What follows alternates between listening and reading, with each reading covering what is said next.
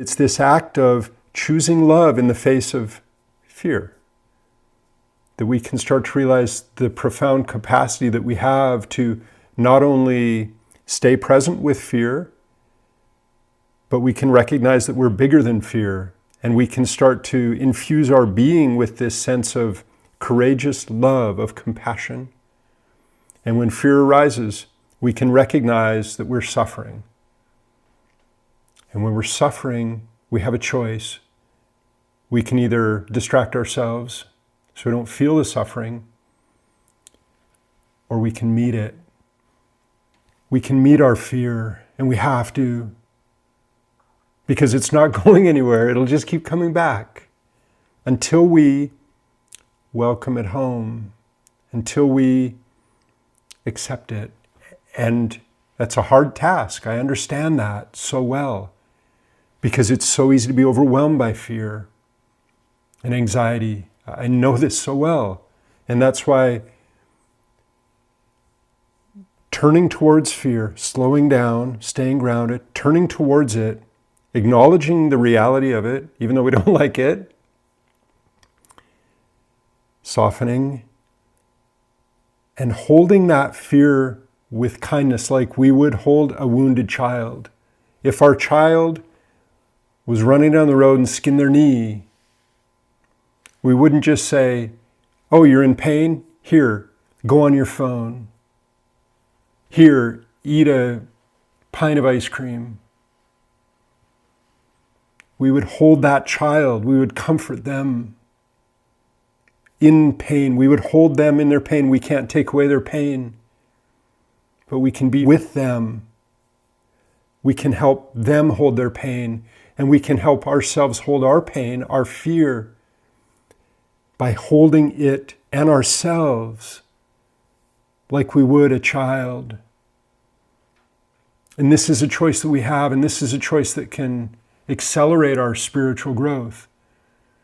Because by choosing to slow down, stay grounded, and meet what's arising with a courageous acknowledgement of the fact that there's stuff going on in me that I don't like. Lots of it, often. Not just fear, jealousy, anger, all these things. We have a choice to turn towards them and meet them with gentleness and compassion. For when, again, we're experiencing fear or anxiety or any challenging emotion, we're suffering, we're in pain. And it's in this act of recognizing that we're suffering and choosing to turn towards that pain with gentleness and softness and love, that pain starts to slow down. Because when we resist it, when we run to the fridge or the phone or busyness, when we're feeling these challenging emotions, it just keeps them away, and they just knock louder on that door. These emotions just want to be integrated within us. And it's hard to just say, okay, I'm going to be okay with fear. That's why loving kindness is a superpower. It gives me something to do. It helps me not just sit with the fear, but meet it with courage and compassion. And as I do that, I start to feel good because I'm nurturing myself.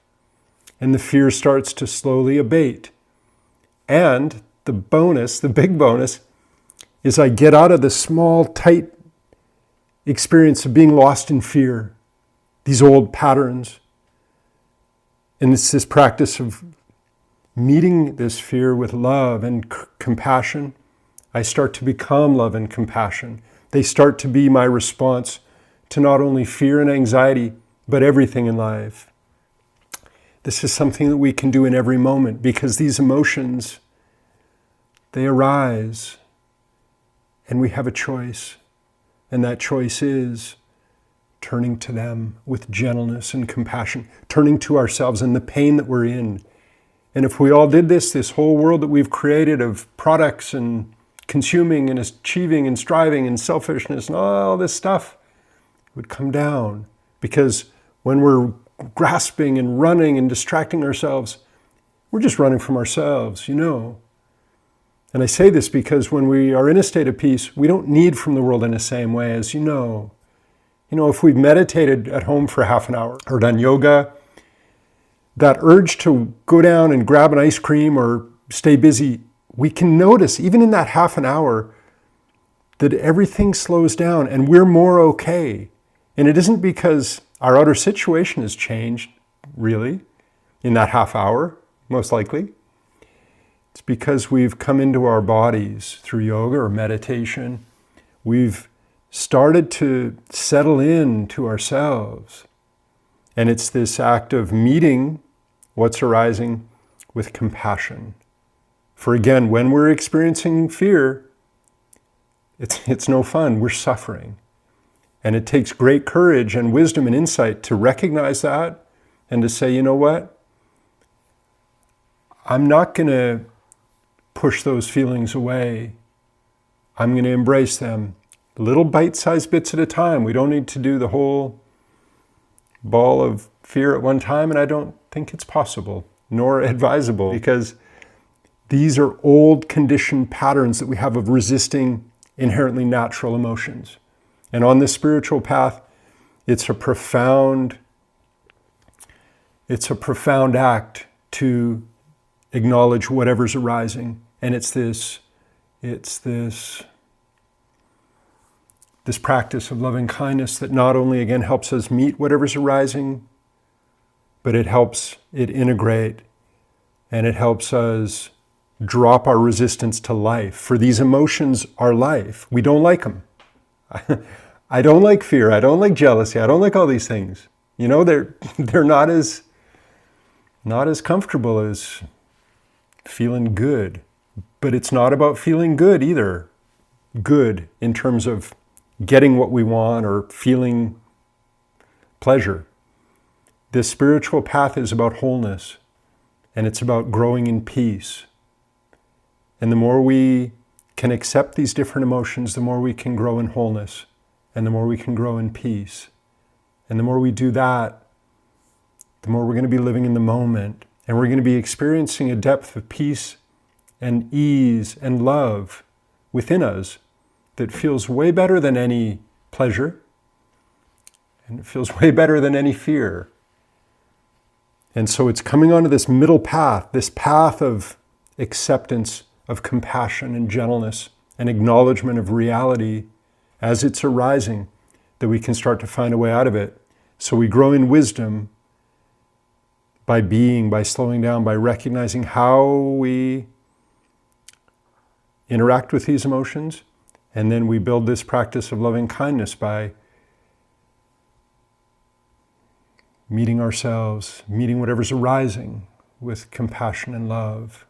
And together they can help us awaken to a greater and deeper reality, to true peace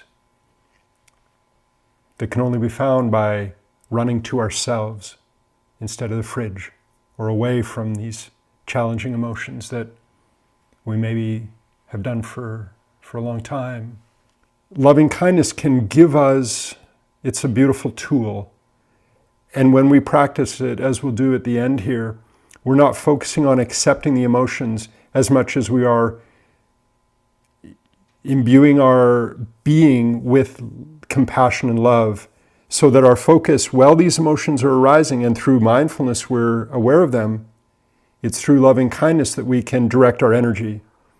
And it's in directing our energy in that way and meeting whatever arises with an open heart, with gentleness and courage and compassion, that we can start to find acceptance.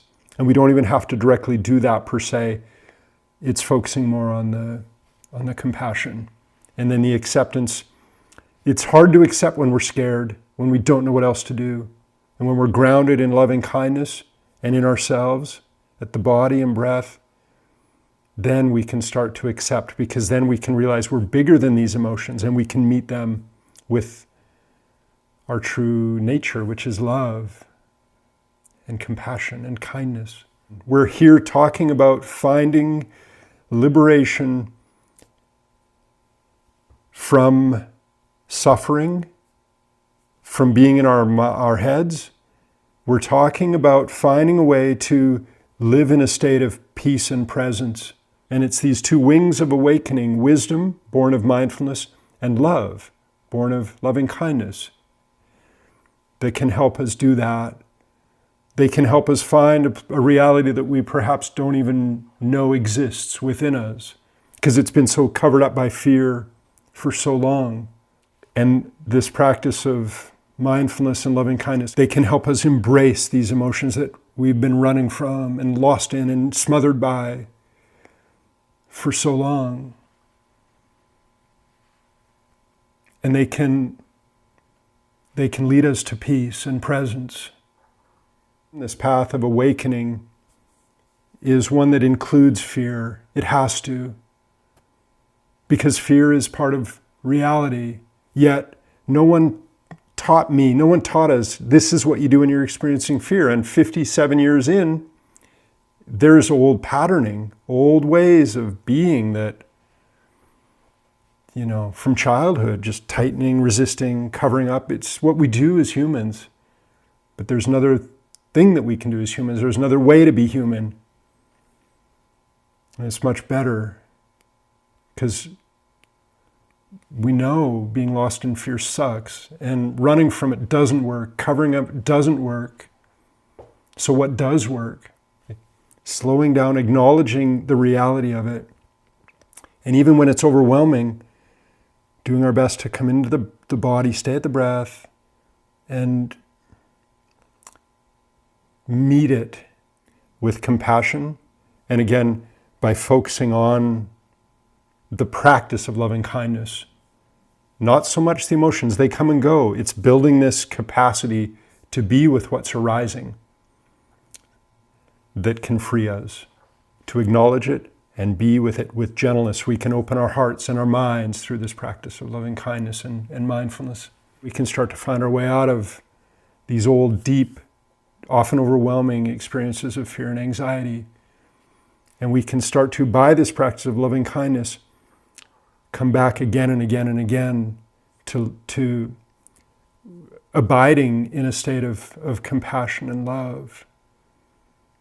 And we can, and this is something that we have a choice, but we have to want to find a different way. Just keep in mind, when you're experiencing fear, when I'm experiencing fear or any other challenging emotion, we're suffering. Really try to keep that in mind, because it's so tempting. When we are suffering, when Geoff is suffering, I want to cover it up. And I see these old ways, it's what we do. There's a different way. And when Geoff is suffering, when Geoff, this being, is experiencing pain, just imagine it's a child. Imagine yourself as a child. This is very healing work in my experience. This is self-love. And we can start to, instead of resisting these parts of our experience, hating them, we can start to accept them, and we can start to love ourselves. And then we go down a path of love and compassion, that whatever we experience, instead of getting frustrated or covering it up, we turn towards our experience, ourselves, and we meet it with gentleness and love. And then we grow. That becomes our way of being, in my experience. And then these old ways of tightening and distracting ourselves and running and covering up, running from ourselves, is replaced by running to ourselves with love, with gentleness, with compassion. And that's why loving kindness is so big. For we start to be gentle with ourselves, and then all of these emotions, they start to be welcomed into our experience. And our heart opens, and our capacity to love and to be with what's arising deepens. And that becomes our new way of being. And then no matter whatever arises, we can turn again and again to this practice of meeting it with gentleness and ease. And there's great power and strength and effectiveness as we do that. For when we're lost in fear, we're scrambling. We're like a chicken running around with our heads cut off. Our decision-making capacity is diminished. Our creativity is diminished. Our capacity to not only welcome these emotions, but any situation is diminished. And it's by grounding and rooting ourselves in compassion and love and ease, kindness, that we can start to extricate ourselves from these old patterns. And we can grow in peace and presence and ease. And that can be our new way of being, in my experience.